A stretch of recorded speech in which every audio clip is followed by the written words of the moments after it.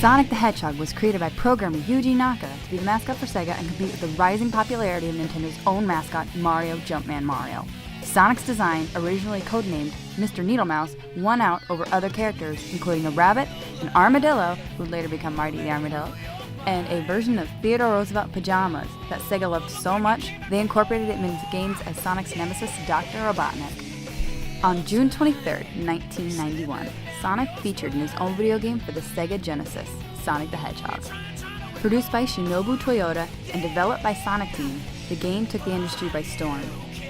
Unlike the platforming gameplay style of the Super Mario Bros. Franchise, Sonic the Hedgehog was a game based on speed and skillful gameplay. The title was so successful, it sanctioned a sequel, and hence Sonic the Hedgehog 2. This game added several trademarks to the series, including Sonic's best friend and kid brother, the dual-tailed fox Miles Tails Prower. Despite what you'd expect, the third installment of the franchise was not Sonic the Hedgehog 3, but Sonic CD. This game introduced two brand new characters, Metal Sonic, Sonic's arch rival, and Amy Rose, or Rosie the Rascal, Sonic's passionate, self-proclaimed girlfriend. Next in line, however, was in fact Sonic the Hedgehog 3, and also Sonic & Knuckles. These two titles were originally designed to be one game, but got separated due to time constraints. This game integrated the character Knuckles the Echidna, a hot-tempered treasure hunter and the guardian of the Master Emerald.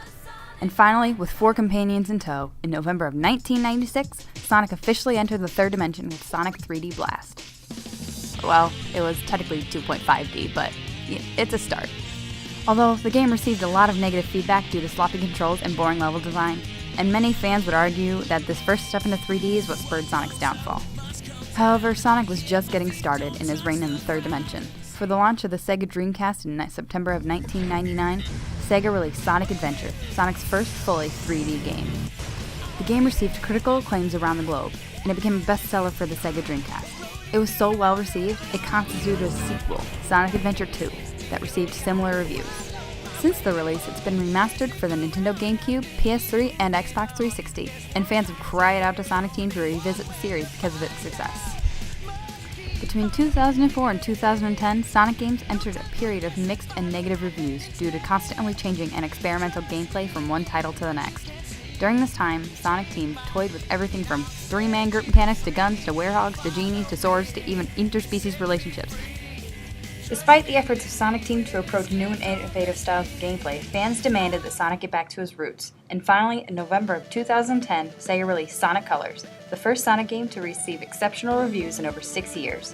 Sonic Colors was not only able to please fans by bringing the franchise back to basics, while still incorporating new and interesting gameplay mechanics. It was the first Sonic game to seamlessly intertwine both classic 2D and modern 3D perspectives. Back on a roll, Sega was still aiming to please the fanbase with their 20th anniversary game, Sonic Generations. Generations was a throwback compilation of favorite zones, levels, and stages from a variety of past Sonic games, such as Green Hill Zone, Emerald Coast, City Escape, Crisis City, Sky Sanctuary, and Planet Wisp. In October 2013, Sega's next and most recent installment of the Sonic universe, Sonic Lost World, received mixed reviews among the fans after trying to slow down the pace and adopt a similar style to Super Mario Galaxy. Up to this point in time, Sega of Japan had been the primary developer of Sonic the Hedgehog franchise. However, as of this year in 2014, the Sonic universe is being divided between the hemispheres. Sega of America has announced their own brand new westernized take on Sonic, Sonic Boom, which consists of a video game, a new CG cartoon, and a toy line that will launch in November of this year. On the Eastern Hemisphere, Sega of Japan has also announced a new game that is in development and likely to be released in fall of 2015, but no other details have yet been released. In addition to his numerous video game titles, Sonic is also featured in not one, but 4, and soon to be 5, animated series: The Adventures of Sonic the Hedgehog or SATAM, Sonic Underground, Sonic X, and Sonic Boom. He also appeared in his own movie in 1999 and a comic book series made by Archie Comics. So how exactly did this 3'3" blue anthropomorphic hedgehog with the ability to roll around at the speed of sound become one of the most recognizable icons in gaming history? The number one reason Sonic became so popular is because of his way past cool psyche. Until Sonic came along, characters in video games were just 16-bit avatars who would maneuver through vertical obstacle courses and reach some sort of end goal. They lack a distinct personality. However, when Sonic's game first aired, crowds were drawn by the masses to it because the members of Sonic Team specifically sought out to give the character his own identity. Sonic the Hedgehog is a freedom-loving, adventure-seeking, loyal, friendly, honest, cocky, quick-witted, impatient, leap-before-you-think kind of personality with an acute sense of justice. The original story for Sonic 1 is based on Sonic's passion to help those in need, including little critters at risk of being turned into a robot army of badniks by Dr. Robotnik in his unorthodox scheme for world domination.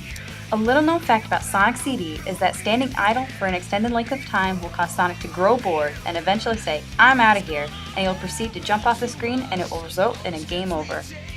The Sonic franchise is also recognized for his menagerie of friends and support characters, including, but not limited to, Miles Tears Per Hour, Knuckles the Echidna, Amy Rose, Sonic the Hedgehog, Rouge the Bat, E103 Omega, E102 Gamma, Dr. Eggman, Dr. Robotnik, Cream the Rabbit, and Cheese the Chow, Silver the Hedgehog, Blaze the Cat, SBL the Chameleon, Charmy Bee, Vector the Crocodile, Jet the Hawk, Wave the Swallow, Storm the Albatross, Metal Sonic, Knack the Weasel, Mighty the Armadillo, Big the Cat, Chaos to Call, Professor Gerald Robotnik, Maria Robotnik, and newly introducing Styx the Badger. And that's just some of the significant video game characters. Don't even get me started on the comic book series.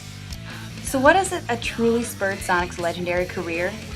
It was a combination of both new and exciting gameplay and his appeal and rendition as a role model for people of all ages, and possibly some strategic marketing and underwriting on Sega's part. Waiting for Sega. And there you have it, a summarized history of Sonic the Hedgehog. Hope you enjoyed it, and don't forget to leave a like and a comment telling your thoughts on the Blue Blur himself. Stay cool, guys.